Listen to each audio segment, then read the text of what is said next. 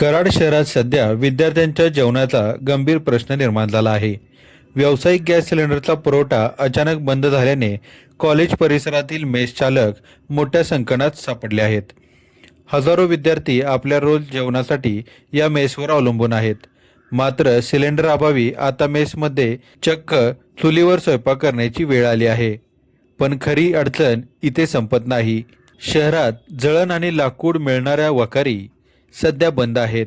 जर जळण मिळाले नाही तर मेस बंद करण्याशिवाय मालकांकडे दुसरा पर्याय उरणार नाही.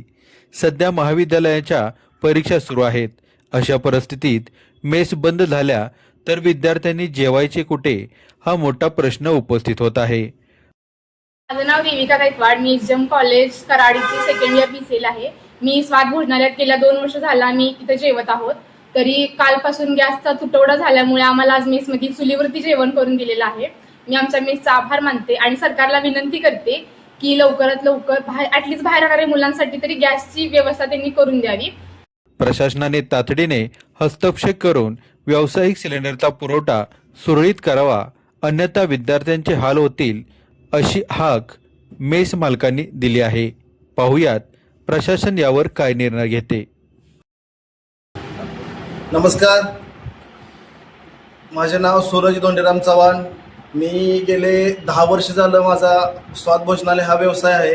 माझ्या व्यवसायामध्ये 100 मुले रोज जेवणासाठी आहेत. आपल्या व्यवसायातून कॉलेजच्या 100 मुलांच्या रोज जेवणाची सोय केली जाते. पण आताच्या परिस्थितीमध्ये युद्धजन्य परिस्थितीमुळे गॅसचा मोठ्या प्रभावावर अभाव आहे.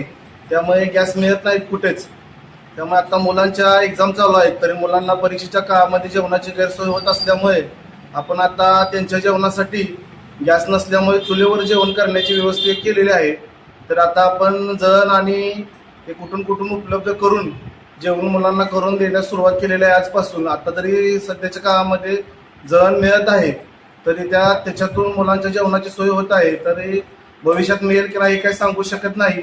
त्यामुळे सरकारने आम्हाला व्यावसायिक गॅस सिलेंडरची देण्यासाठी काहीतरी पर्याय व्यवस्था करावी अशी आमची विनंती आहे.